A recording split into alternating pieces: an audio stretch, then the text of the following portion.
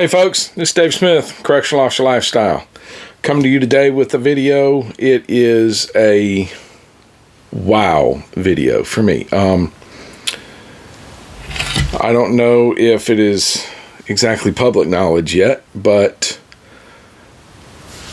Mr. Inch, Secretary Mark Inch of the Florida Department of Corrections, has recently found the Correctional Officer Lifestyle YouTube channel, and he's not unhappy with the content. In fact, I think he actually likes a lot of the content. I support a lot of the initiatives that Mr. Inch speaks about because they make sense. It makes sense. The 10 big rocks of the Department of Corrections, I did a video on each one of them. They make sense. The purposes of corrections, the core values of the Florida Department of Corrections, all of that makes sense. Every bit of it makes sense. So I do have a lot of support for what the man's doing. He has no shortage of ammunition in his backpack to fight for the men and women of the Florida Department of Corrections. And he uses all that ammunition. And he is fighting for us every single day. And it was amazing that he reached out and told me that he likes the content, he enjoys what I'm doing.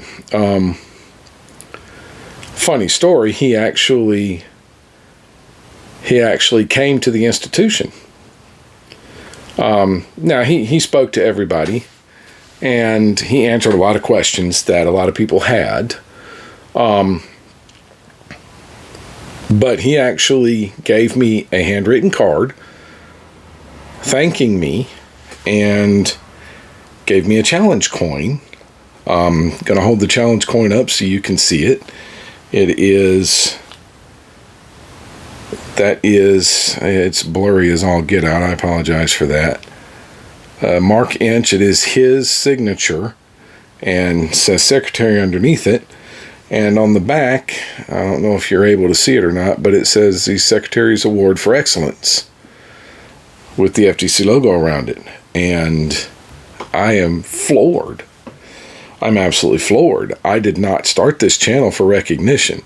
I don't want that to be misunderstood. I did not start this channel for recognition.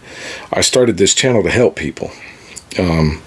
You may remember in my first video, anybody that's ever seen my first video, the key point of the video was, if you need help, ask for it. If you need help, get it. It is not a sign of weakness to ask for help. It's a sign of maturity. It's a sign of strength. And gave people the avenues that they could go to get help. Were I looking for recognition, that first video would have been very different. That's not what this is for. This is to help people. Now, around the outside of the coin are the core values of the Florida Department of Corrections: respect, integrity, courage, selfless service, and compassion. And those core values, they mean a lot to Mr. Inch.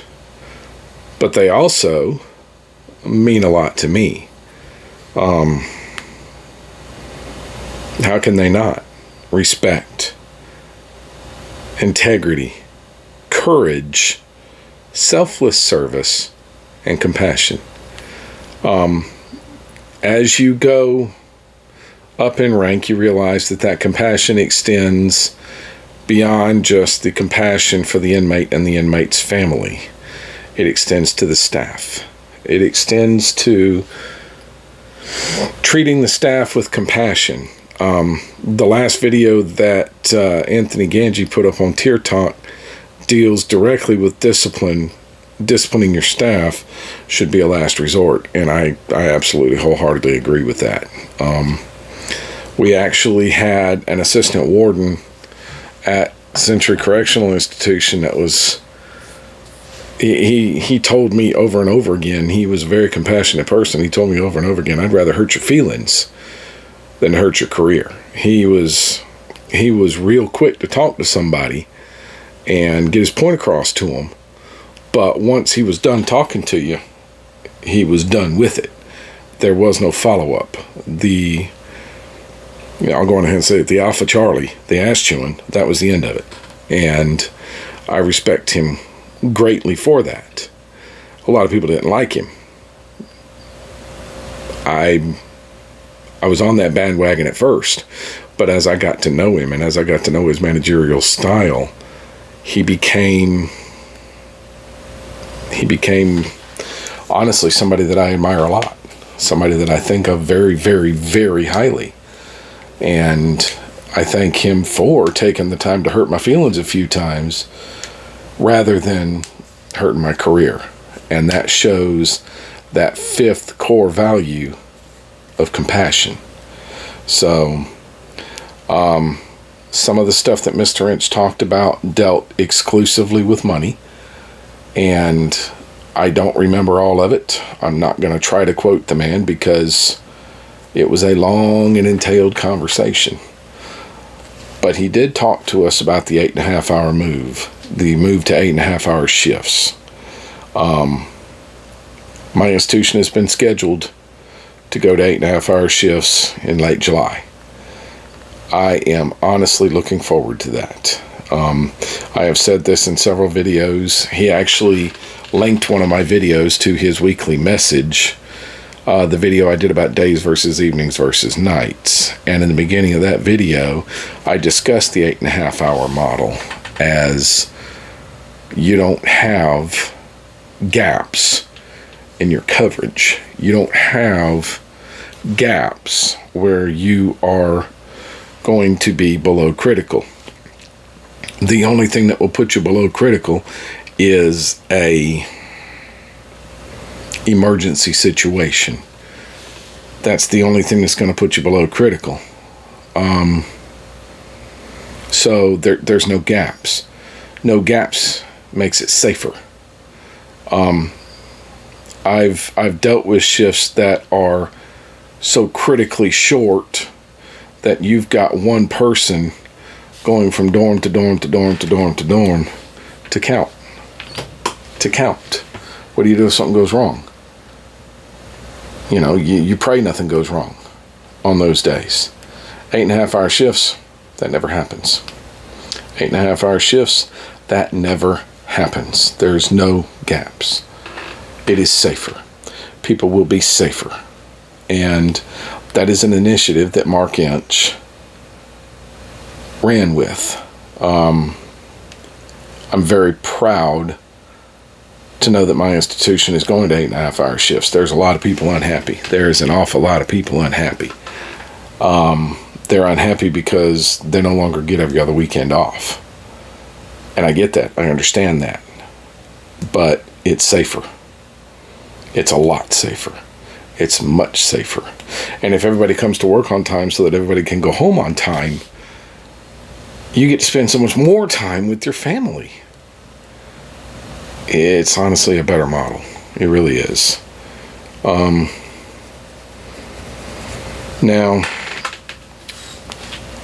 the card aside, the challenge coin aside, and all the other props that go with it aside, Secretary Inch is a genuine, down-to-earth, easy to get along with individual.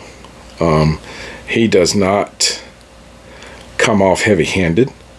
He does not come off as unapproachable. He is just a very well grounded, down-to-earth, approachable individual. And I thank him for being that way. It's the breath of fresh air that I think this department needs, is to have a leader that is so approachable. And he is a very approachable individual. He's very, very, very easy to talk to.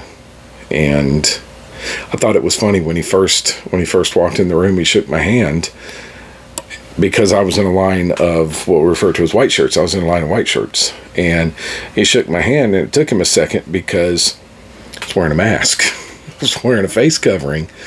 as we're required to do because of the COVID-19 response. I was wearing a face covering, and he didn't recognize me at first. But as he recognized me, he stopped for a minute, clapped me on the shoulder, and asked me how I was doing, told me he didn't recognize me because I was wearing the mask, and then he slipped me this card and said, put this in your pocket and open it later. He is grounded enough that he didn't make a spectacle out of giving me the card and giving me the coin. He didn't make a spectacle of it. He didn't say, I'm just here for this guy. No, he was here for questions. He was here for speaking to people about what's going on in the legislative sessions, and he was here to answer questions. To the point where when nobody, and I cannot believe my institution didn't have any questions for him, when nobody wanted to ask him a question, he picked somebody. He picked somebody out of the... Now, granted, the person that he picked made everybody in the room look at the floor and go, oh, no. But it was a good question. It was. He just asked him how his drive was. And then he had to pick somebody to ask a real question. But it was a good time. But the fact that he did not make a spectacle of giving me the challenge coin and the card that he gave me, he didn't make it a spectacle. That touched me in a way that said, I respect what you do, but I'm not going to single you out. I'm not going to put you on a pedestal. And I like that. Because he himself doesn't like to be placed on that pedestal. I believe that in his heart of hearts, he believes his job is for us. It's not for him. It's for us. It is for those of us that work in corrections. And I can't thank him enough for that. I really can't. Mr. Inch, I appreciate everything you did. I appreciate you coming down and talking to us. And I hope that our paths cross again so I can once again sit down and talk to you. On that note, I'm going to end this video with my usual spiel about domestic violence. There is no place for domestic violence. If you are the victim or you know the victim, 1-800-799-SAFE. That is an outstanding resource to help the victims of domestic violence. The people at the other end of that phone call, they have the tools, ability, and resources to help the victims of domestic violence. If you know the aggressor in a domestic violence situation, remember that the worst thing you can do is nothing. Say something to somebody. And if you are the aggressor, there's help for you too. The first thing you have to do is understand that you need that help, and then you have to ask for it. Folks, always remember, love shouldn't hurt. I am my brother's keeper. I am my sister's keeper. I want to add that I've got a Facebook group now, Correctional Officer Lifestyle. I'm going to put a link in the description below. So make sure you check it out.